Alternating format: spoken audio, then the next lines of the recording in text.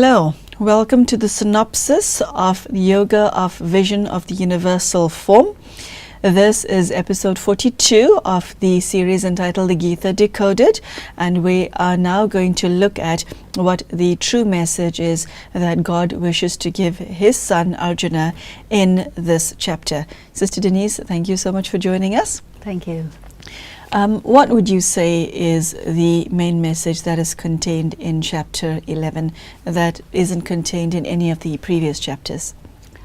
Well, what I think is very interesting is that we have Sanjay reappearing at this time.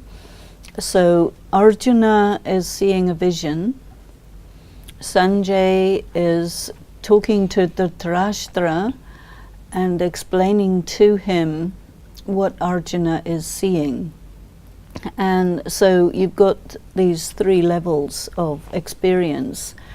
And the other thing is that Arjuna, while having a visionary experience, cannot express himself. It's only afterwards that he is really awestruck, bowled over, and has a completely different sense of God after the vision. Because the vision has shown him the being of God without any disguise, without any veil or any covering. You see, because if you think about it, for a human being to have a direct encounter with God, normally that is really, really scary. And it's scary for different reasons. Normally it's scary because a person can be seen by God and they don't feel pure enough. But this was different. Here God is showing his destructive form, the death of death. I mean, he's showing his form as containing the whole universe, which I interpret as he has the sanskaras of the knowledge of everything, but the actual process of destruction or the dissolution of everything, because God is the creator. Brahma is called the creator, but Brahma is really the instrument of creation. And here God is telling Arjuna, look, see me as I really am, in all of my glory and all of my terrifying, terrible state. Know that everything is already done, and be my instrument. And I think this is a very, very deep message for us. Everything is already done. Now we just have to go through the motions.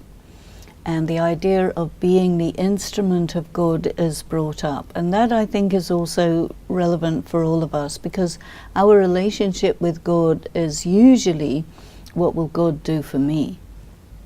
But here is how God wants us to be usable as an instrument for his work, which is to get the world from its current state through a total dissolution to a completely rejuvenated state.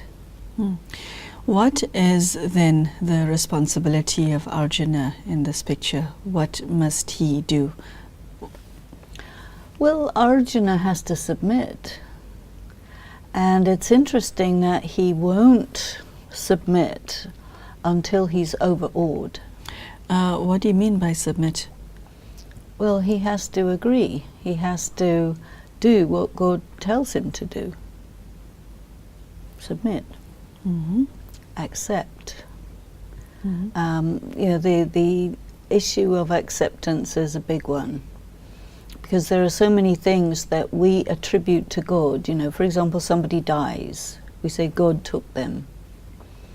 And our relationship with death normally is, why did they die? They shouldn't have died.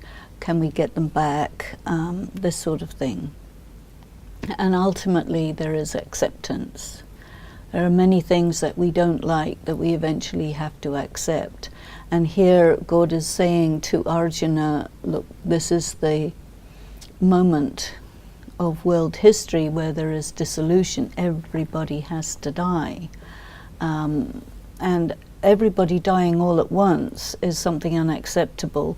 Individually, people dying, getting reborn, etc. That's normal in the world. But here, the great destruction, everybody dies and returns back to God, that is too much. But yet, God is saying, you know, don't worry. We've done this before. We can do it now. We can do it again. It's all right. You just have to allow yourself to be carried into this altered state where you see a terrifying form of reality, and then we go back to normal, you know. So there's that side as well.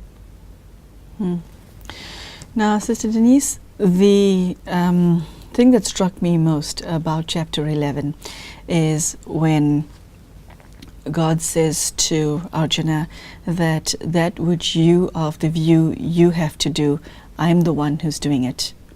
You have to be an instrument. Okay? This was news to the reader. This was news to Arjuna. Take us through that message. You see, because we're of the opinion, as far as our lives are concerned, that we have to do in our internal war. Okay, I mean, the Bhagwad Gita plays out in our lives as well. Okay, it's not just between Sri Krishna and Arjuna, and it was news to Arjuna that he's not the one who's actually doing, God is. Well, I don't know whether I would go with that, because definitely God cannot do direct action. He has to get it done through someone. So in that sense, Arjuna has to be the instrument. So I wouldn't say that God did it, so therefore Arjuna isn't doing it. But God knows about it. So the knowledge of it having been done is contained within the being of God, and therefore Arjuna can be the instrument to go through and get it done. Because you see, God can never be one who does direct action, otherwise he's bound in the wheel of karma, and he is the liberator, he is the purifier, he cannot be bound. So I think that we have to interpret it as the sanskaras of knowledge that God has. Elaborate on the law of karma and how it plays out in this particular chapter. Well, in a general way, the law of karma is once you come onto this earth, you get bound in a body, you're bound to take rebirth until the cycle is completed. And the only way that you can come out of the wheel of karma is if God brings you out. And so therefore God cannot be in the wheel as well as bringing you out of the wheel. And this is why the epithet of God is akarta, asochta, abhokta. In terms of karma, he cannot do direct action. There is also this expression, karan karavan har. God will get things done through someone else. So Arjuna is his agent, his instrument, in order for this war to take place, which is destined to happen. So Denise, the word annihilation appears in this chapter. Is it God's task, Arjuna's task, for that to happen? No, it cannot be on the head of an individual human being for there to be annihilation. Arjuna simply has to be the instrument for this scene in the war. But God is known to be the one who gathers all the souls and takes them back to Paramdham, the supreme abode, the Brahman that we heard about in an earlier chapter. God receives everyone back. You know, he is the seed, and everyone is brought to their seed form. Then the machine moves forward in the next kalpa. So this is not something any human being can be responsible for. It's too heavy of a karma. So it's like a scene, it's a destiny, it's a return. God talks about the dissolution. So dissolution is a much more innocuous word. Destruction is a very heavy and charged word which people really dislike. But of course in the vision he sees the war to end all wars. Dissolution means, we've reached the end of the movie, and so we press the stop button. It's different. God does not want Arjuna to be afraid of him, does he? Well, no, you see, because God and Arjuna are so close. People in the world, they either dislike God or they're afraid of God, but they can't come close. Arjuna comes close, and you see, God wants to be close also. So there's a very beautiful relationship between the number one human and the Supreme Being. It's the most beautiful relationship there is. Tell us more about that. Well, he called him his beloved. Yes. He called him his son. So and, he is... And friend. And friend, yes. And so God is the mother, the father, the friend, the teacher, the guru, everything. And Arjuna is the one who enjoys all relationships with God. And that is what yoga is, to have all relationships with God and to live all of those relationships.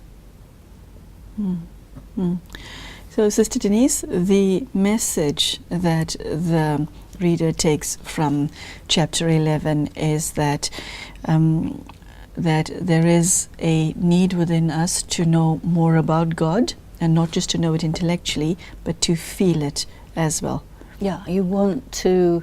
It's an ambivalent thing. You want to know God, you want to not have blind faith, you want to really know and experience and feel, but on the other hand you're afraid to, because you don't know what it is. And we know now through this chapter that God has a gentle side shown in the form of Krishna and Vishnu, and then we know that God has a fearsome side, which is part and parcel of the mechanism in human world for the end, as it were. Okay, but then the reader is asked not actually to focus on that part of God, but to focus on the gentle side and to draw. Yeah, because only on the gentle side can you come close. With the other, you're terrified, you're drawn distant. But a glimpse is necessary for you to grasp who it is that you're interacting with. Yes, and so now that we're armed with this information, where do we, as the reader, go from here? What do we do with this? What do we do with it? Question number one. And how do we put it practically into our lives? I think that it's quite difficult to really answer that question, because it's telling you have to realize that eventually everything is going to dissolve and disappear. That's difficult for people to work with. He gives a lot of importance, the soul is eternal, and that's right in the early chapters, especially the second chapter, So the idea of the destruction is the eternal soul has to go through it. So it's annihilation, but not total annihilation. There has to be some sort of a changeover. So I think even we would have to say that there can't be total annihilation. If you think of the story of Noah and Noah's Ark, there's a few people who survive the great flood, and they become the seed family for the world after. There's antediluvium and postdiluvium, and so this is very much there in human history. I don't think that in this vision it was seen as a flood, but it was definitely seen as a great upheaval in terms of all of the people being chewed up by the tusks in the mouth. Very, very graphic description of a horrific end. You know, there are these stories, these myths of creation, destruction throughout the world, which you find, and nobody can really quite figure it out because it's sort of not historical, it's mythic. So Denise, I really like what is contained in verse 40, where it reads, "Salutations to you from in front and behind, salutations to you on all sides also, O all. You are infinite valor and boundless might. You pervade all, therefore you are all." This is what Arjuna says to God, having seen God's full splendor.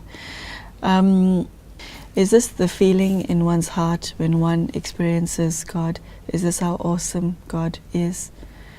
Because when I read this, the sense that I get from Arjuna is that he is awestruck. He is overwhelmed with emotion and the depth of feeling. He was shocked, although he knew God before and was engaging with him very intimately. He was shocked after he received the divine eye as to how magnificent God really is. Yes. I think that this experience of the magnificence of God is personal, and I think anyone who loves God has a right at some point in their life to see the magnificence of God. And that maybe circumstances become extraordinary and it becomes a way to move out of normal reality and have an extraordinary perception of God. And this sort of encounter between the soul and God, I feel, is a very important part of the human experience. And then it leaves an indelible mark in the soul, which is why a person will believe in God.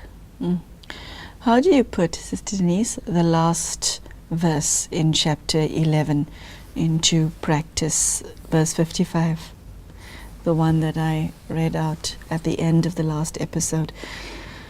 How do you put it into practice whilst living in this world? Because ordinarily, our give and take are with people and with things. Yes. What I see in this is, okay, God is teaching Arjuna how to have karma with God. And then your attitude towards people needs to be that whether people are performing good roles or bad roles, you cannot consider that somebody's bad role means that you can have enmity with that person. You have to be absolutely dispassionate in regard to the good and the bad. Otherwise, you know, conventional morality, which is where Arjuna was in the beginning of the Gita, is to say this is good, so we like it, this is bad, we don't like it, these are good people, we like them, these are bad people, we don't like them. Here God is saying it's not like that at all. You have to come out of this preference and attraction, repulsion, all of this, and just be with me and see things the way I see them. You see, because God loves each and every one and is not deluded by the different roles that people have, because it's a game. What do you mean by that? I want to ask that question in this context. Most people believe that they are their past and they are their personalities. And you saying that's not how God sees us? Well, God sees us as actors, and we have roles. And there is a game that's playing out, which is the great game of the force of good and the force of evil, and we are involved in that game. But when we return to our seed stage, we are, neutral. And so the game has to play out, because otherwise there's no interaction between the soul and God. So as you see the big cycle of the world, you're first of all with God, then you are sort of reflecting God, and then you move away from God, you turn against God, then you're missing God, then you're trying to reach God, which is taking you further away from God, then God finds you again. The whole drama of this relationship between God and the human soul, the great love story, and then the great story of the battle between good and evil and so on. All of this is played out, and we are actors in this play, but none of us is a bad person just because we play a role that involves some bad things. You know, everybody has light side, dark side, everybody does all sorts of things. And eventually we have to come to terms with that, be neutral and let go of everything and just be the child of God. So you're saying that somebody is not their role either? Well, you have a role, but you have to be detached from it. Otherwise you will be limited by it. And you do not know your whole series of births. God will see you from the beginning all the way through to the end, but you do not know who you are. God knows who you are. Mr. Denise, having heard what you just said, I get the impression that there's the soul here, and then we're surrounded by all of these labels that we have in our lives, and somehow those become limitations and blockages between you and God. We use that as an excuse. I am so ... in the past I did ... and I am in the negative form ... and therefore I cannot be with God. Well, you saw in one of the earlier verses, God said, irrespective of someone's parentage or whatever they did, anyone can come to God and be completely acceptable to God. He's not concerned about what you did or what you are or what you were. It's not an issue. But otherwise, people limit themselves and they limit each other. We are about to say goodbye to the audience. Is there anything else you'd like to share before we do so? I think very important to consider all of the things that may be on your conscience and say, okay, look, God knows about all of it and wants you anyway, loves you anyway. So if God is not bothered about it, you also need to come to terms with it and let go. Sister Denise, to be with God, is it a calling?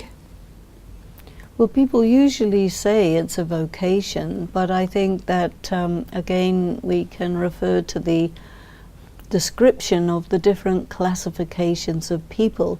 There are very few who want to know God, who come to know God as He is, and there are many who, you know, hear about God and say, yeah, that's it, you know, but they don't quite experience it. Then there's others who believe in God, but they don't really know anything about it. So it varies. Who are you? That's the main question. That's the thing. Okay, that question was posed not to me, but to you. So I hope by this time you have an answer to that question. You know, I think I'd like to say something about this, which I didn't say. So in the last verse, verse 55, you know, the last phrase is, He comes to me. And this is the thing. Once you have seen God, accepted, and then God says, okay, now come to me. I've shown myself to you.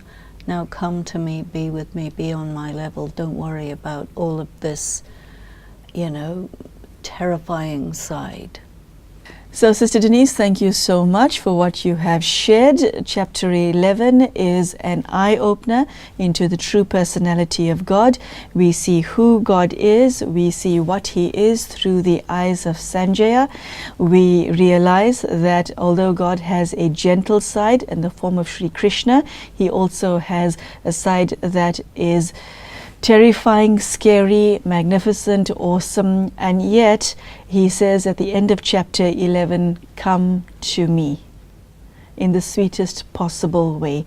I urge you to accept God's invitation to see the gentler side of God, to accept God's love, and to go into God's arms, because He's waiting for you. Thank you so much for giving us your ear today, and we hope to see you for the next episode. Take care and goodbye.